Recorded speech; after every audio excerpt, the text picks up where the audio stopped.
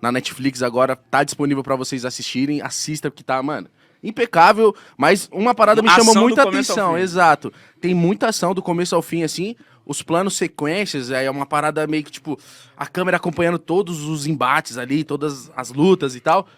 Quanto isso é difícil gravar?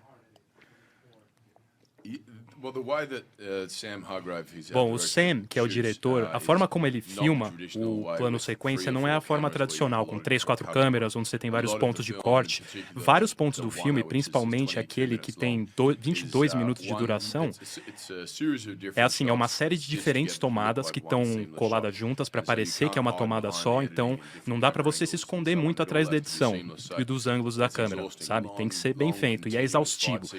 São várias sequências de luta longas, a gente começa na prisão, tem 400 extras naquela tomada, eu tô pegando fogo, tem coisa explodindo para todo lado, daí a gente começa uma perseguição de carro, e aí a gente entra numa cena de trem, onde tem um helicóptero que pousa em cima do trem, E você dá tô em cima tiro do no trem. helicóptero. Essa cena do tiro pra helicóptero todo lado, foi é isso. verdade. Aquela cena do helicóptero ali é verdade? Tudo verdade, tudo filmado em câmera, não tem nada de efeito especial, nada de tela verde, nunca foi feito dessa forma em tela antes. E a reação que vocês tiveram, né, isso dá pro público uma experiência mais imersiva, espontânea, né, e é uma coisa cheia de adrenalina. Nossa, E aí, essa cena do helicóptero, eu tava com a galera, a gente, né, que trabalha fazendo vídeo também, eu falei, se essa cena não foi no chroma key, não teve efeito, Não que teve tela cena verde. maravilhosa. E aí eu tenho uma pergunta pra você, Cris. A gente foi assistindo esse filme e foi reparando nos takes, né, longos, e a gente fica observando isso também. Mas que acontece num filme assim, você tá ali, aquele take longo e luta. Quando erra uma cena, tem que voltar todo aquele take. Aconteceu isso, de voltar Desde o tudo início. aquilo, as explosões, aquilo tudo. É isso que é desafiador.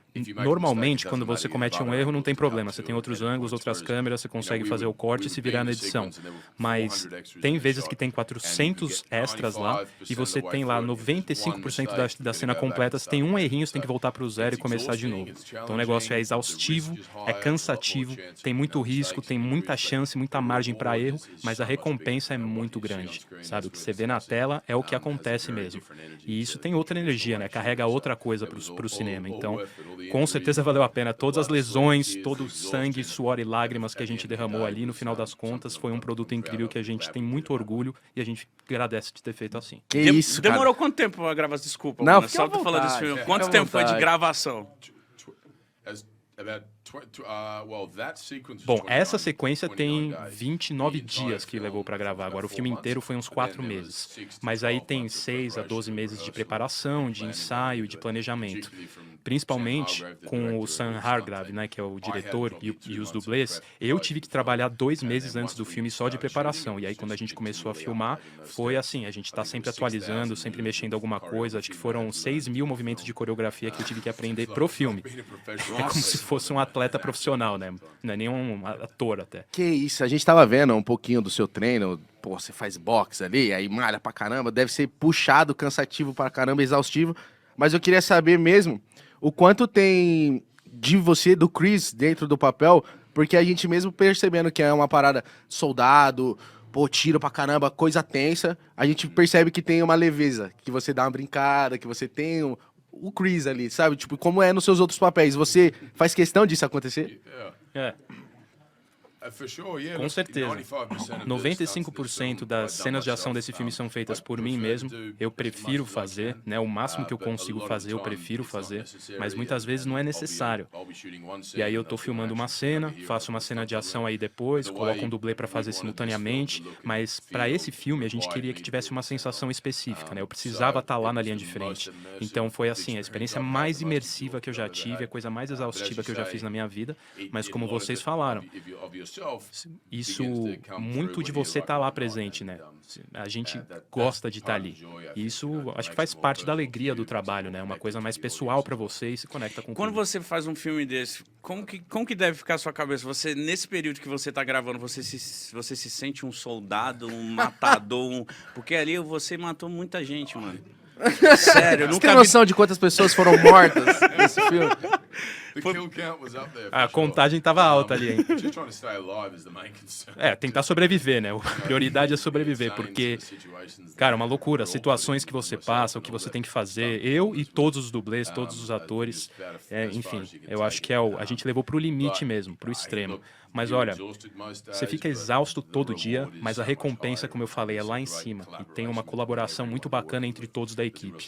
Porque tem uma sensação de dever cumprido, né? Depois que você termina, entrega o projeto e faz uma sequência de ação dessa, é uma celebração para todos nós. Eu adoro isso. É assim, é como se fosse uma família no set. E várias vezes a gente está em cada um no seu canto, cada um no seu quadrado fazendo o seu trabalho, mas aqui, uma vez que a gente começou, até o final do filme foi um compromisso só. Mano, eu pago um pau pra quem é ator, assim, porque é uma arte muito, muito bonita, assim, porque a parada, você se entrega, você muda a sua personalidade muitas vezes, mas eu ia pirar. Se eu tivesse em casa e eu fosse o Tyler, assim, pá, resgate, eu ia ficar em casa, tipo assim, você ouviu, amor? Eu ia chegar em casa com o Cadê o meu revólver? Aqui, falar, crianças, olha quem é seu pai aqui, ó. Olha o bonequinho aqui do filme. Lindo, né? Muito legal, cara. E quando legal, chegou o convite da Netflix para fazer o resgate, como que é um convite desse? Eles já chegam com roteiro, você participa do roteiro, como que foi? E que momento da sua vida você tava também, né? Foi ótimo. A gente fez o primeiro filme e não sei se vocês viram o primeiro, mas o personagem estava lá acabado, né? Foi peneirado, o cara parecia um queijo suíço no final do filme, tomou tiro pra caramba, tava morto. Ele ressuscitou. É isso aí. Pois é, ressuscitou, né? Então o pessoal ressuscitou ele porque o pessoal ficou muito animado com a reação do filme e a resposta dos fãs também foi fantástica, né? Foi o maior filme da Netflix naquela época.